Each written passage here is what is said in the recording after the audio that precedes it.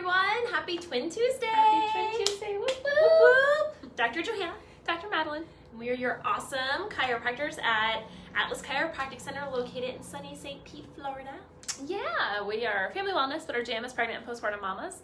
But we do see your whole family, and we really enjoy it. Yeah. So you're jumping on. Say hey. Drop some emojis. Yeah. All that jazz. If you're catching the replay. Say replay so we don't miss you. We love catching up with all of you, and we appreciate all of you who tune in and watch and get awesome information. Yes. So today, what's the topic? Because I know you dropped a bomb on me here. that's a small bomb. Let's talk about sex. Hormones, ladies. We want to talk about this because we do see a lot of women in here, and we are women. And I see there's a huge disconnect between women understanding truly how their body works and the information it's presenting to you so you can understand what's going on. I think we've really been taught to kind of shush that information or not pay attention to it, right, or know how to access it and use it when your body does tell you all these messages. It's like, hey, this is going on. Essentially, it's leading you like a breadcrumb trail to figure out what's actually causing your problem or manifesting it and how to actually help it. So you're telling me that when something's going on inside my body and I have a symptom, it can mean that my body's not working properly? That's 100% what that means. So it's like your check engine light in your car. Yeah. So I would say that if we polled, most people take better care of their car, or at least maintenance their car more often than perhaps their actual health. A lot of us go through and just kind of put duct tape on our check engine light for our body because we figure, because sometimes these symptoms come and go. And so we figure, if we give enough time, it'll go away. But if the true cause of what's causing those symptoms is not really addressed, guess what's going to return? The symptom. And a lot of times when you go to a lot of different, I think if you maybe have something and you go to a doctor, most of the time they give you a pill for your symptom. But at the end of the day, that pill doesn't get to the root cause of what's going on. So it might get you a little bit further. It might mask what's going on. It might give you some relief, but it might not really fully fix the problem. So we want to talk about how to fully fix the problem, or figure out, honestly, not even how to fully fix anything today. This is more of an awareness topic of what could be some things. So we're going to talk about some things that your hormones are controlling that you should be able to notice if they're off in you. And then maybe what are a couple things that you can start to do today to bring awareness to that and start to get more connected to your body, to start to understand how to get to that root cause. Absolutely. So where are we going to start? What can be one thing that definitely affects our hormones, no matter if you're a male or a female? Right, so we're going to go through a bunch of things that hormones actually influence. So they influence a lot in the body.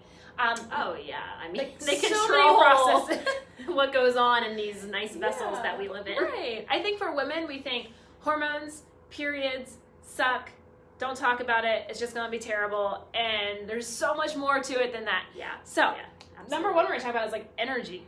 Your energy, do you have energy? Did you used to have energy and now it's super low? You're having a hard time operating without maybe coffee or something like that? Oh yeah, because raise your hand or comment below if you have to have, you're that person that's do not talk to me until my coffee cup is almost gone because I need this to wake up and function. And right now I'm one of those people because I have a baby, and that's going to be my excuse for a lot of things in the next couple of years of my life. But yeah, I know that I use that artificial stimulant to get my body up and going in the morning because things are still transitioning, and that hormone that needs to do it doesn't properly work right now. So even we have issues too. Nobody's perfect at all. It's about a progression and changing. Yes. Energy is definitely a big one. Digestion. If you're having any digestive issues, your gut has a lot of hormone communication to your brain. It's like your second brain, they say. So we need that to be communicating properly. So maybe you feel like you're not digesting food properly. Maybe you're having issues with using the bathroom and getting that food out of your body. So digestive issues is definitely another one. Yeah. You're supposed to poop. Yeah. Because that gets rid of toxins in the body, and there are hormones that can control those different balances to make sure that reaction is actually happening. Yeah. So you're supposed to poop, and you're supposed to poop well, because there are different ways that tell you, depending how your poop comes out, if your body's digesting or detoxing the way it should be. Absolutely. So what's next? I would say the next thing that you're going to mention is huge across the board for a lot of people, and I think that we don't actually relate it to an imbalance or a hormone issue in the body. Brain fog. How many people have had brain fog? You just you feel it's you just there's just something that you just can't connect. Brain fog. Or you can't remember where you put your keys. That word is on the tip of your tongue, but you can't place it. And we do see this in a lot of our moms, I mean, me included. I mean, I definitely know I have brain fog going on. And the hormone fluctuation that's happening postpartum is a big contributing factor to that. But this can happen in non-pregnant people. This can happen in males. This can happen in kiddos. Like, there is a big hormonal component to this. So we've said energy, digestion, brain fog, metabolism. So I know definitely for me in the last year and a half, my metabolism has shifted greatly, where I've noticed it, and a lot of that has to do with being under a constant stress load. So when we are constantly stressed, or we're doing activities, even if we think they're good for us, I'll give you an example. Maybe you are a woman and you're doing 2 high intense workouts a day. That's going to send your body into this stress mode. Your body just knows stress, and it's going to increase cortisol, and most of us by now know cortisol helps you hold fat and it slows your metabolism. Yep. So metabolism is definitely affected by hormones, and I know this is a big one for a lot of women. Yeah, for a lot of people, especially when you get to that, I would say, mid-3rd decade of life into your 4th decade of life. Hormones are shifting and the levels transition and change, and that is completely dependent a lot of times on our lifestyle choices as well. 100%. And then you see that increased stress, that increased cortisol, increased weight gain, holding on to weight, and also the stress level tend to increase and change as we do get older because of whatever job you're working in, that kind of thing. So what's next? Sex drive. Has your libido tanked? Has it went away? Hormones directly control that, right? They do. Yeah, so that is where the sex hormones come into play big time. And those hormones obviously control other things in the body like we're talking about, but it can also control sex drive. So sometimes if you're not feeling all sexual and in the mood, it could be other things going on internally that can be affecting that drive. And just to know that means some of the tips we're going to give you in a second or two, there's things that you can do about it. Because again, a lot of us, how we've been taught in our society is we run to the doctor, and the doctor gives us a pill, and that pill doesn't really get to the root cause or the root issue. So it might work for a little bit, but then we have to question or ask ourselves, if you want to anyway, it's well, what is that doing to my body? And if I'm putting something in that my body's lacking, that it doesn't know it's supposed to make on its own, but now I'm artificially putting it in, what does that do to that process? Because when you come off that pill, if you come off of it, is that communication still going to be there? You just have to ask these questions. I don't know how to make it. I don't know what this is. I don't know how to make that hormone anymore, because something else is doing it for you. So there are, again, this is a general type of topic, because we can't give specifics over, It's like an overview. Yeah, it's just an overview. But if that has happened to you, it's completely common, and there are things that you can do to help transition that. 2 more quick examples, and then we'll talk about what you can do. Your immune system. So your hormones directly impact your immune system, which is really big for 2020, right? Actually, stress levels, exactly. So our bodies are, I think, pretty flippin' amazing. So there are 4 phases of your menstrual cycle. It's just a brief overview. Not going to go too far into it, but essentially the first half, as your body is getting ready, thinking maybe I'm going to get pregnant, because that's what it's designed to do. Your immune system is a little bit more robust and stronger, because it's I want to be able to facilitate this process happening. Once we go through ovulation and we're in that next phase where we're gearing up to actually get our period, our immune systems go down.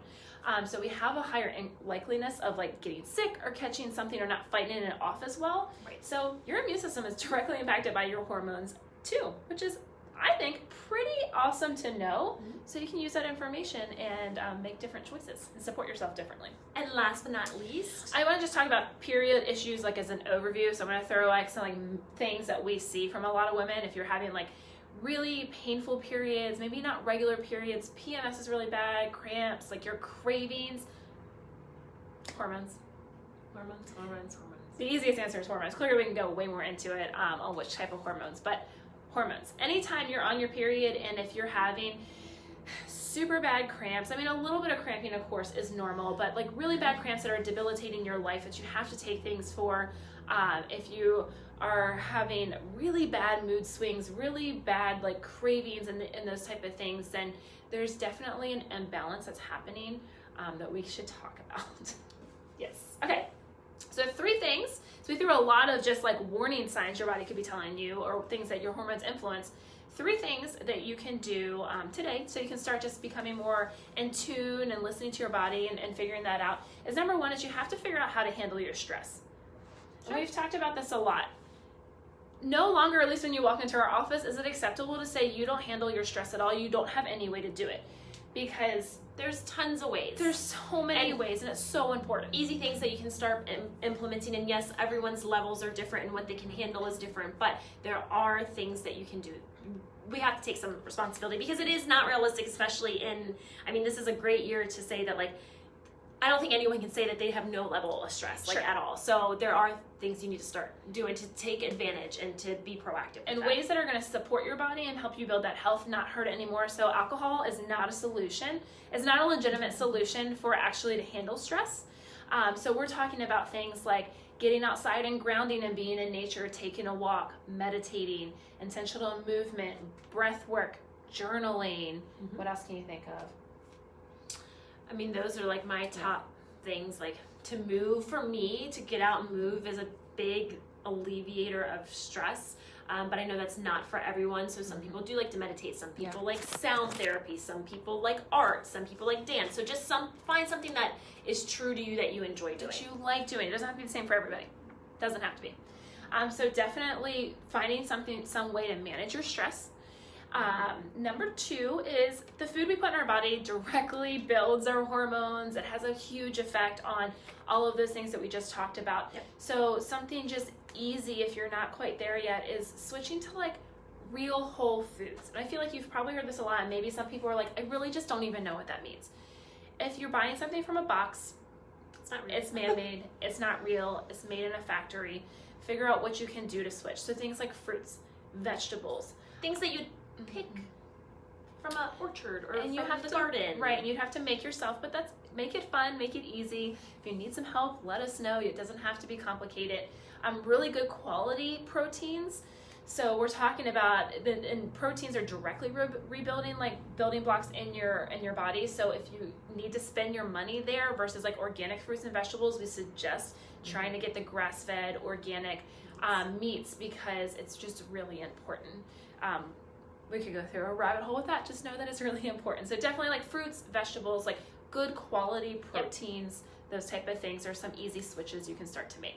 And last but not least, ladies, if you really want to understand these messages that your body is sending you and to know like, well, this is maybe telling me this, why is this happening this part of the month versus not this part of the month, and understanding that whole process, because we are very cyclical over the month, is to track your cycle. There can be a whole nother Twin Tuesday on how you could do that. Right. So if that is something you are interested in, if you're not really sure where to start, please reach out and message us because I can definitely help you with that. But track your cycle. There's apps you can do. There's all kinds of free education out there. If you need like a little bit more attention and accountability, again, let me know. But starting to track your cycle and know where you are through the month, like our cycle is way more than just that, like the days to week that we're bleeding on our period. There's so much more that goes into it. So starting to track your cycle really puts the power back on you, which is really awesome. Yep, absolutely. So there's lots of things that you can do, and those are just some key, like, easy things you can start with, but by all means we definitely have a lot of information that we can go into that, but that's on an individual basis. So if you need more, just let us know, message us, and we can provide that for you. But we hope that you start taking some action. That's your challenge today. Yeah, definitely. One of those things we mentioned you're struggling with, take a little bit of action, let us know what it is. We can help support you through that process.